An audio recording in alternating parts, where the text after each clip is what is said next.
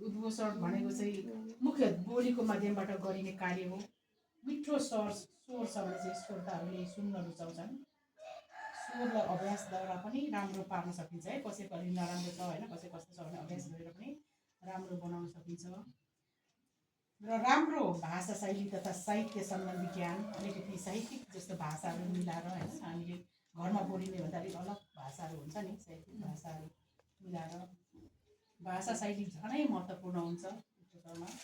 कुनै पनि कुरालाई श्रोता दर्शकले बुझ्ने शैलीमा चाहिँ प्रस्तुत गरियो भने त्यो बढी प्रभावकारी हुन्छ। अब हामी बोल्छौँ तर श्रोताहरूले चाहिँ बुझेकै छैन भने चाहिँ अलिकति इन्ट्रेस्ट दिँदैन।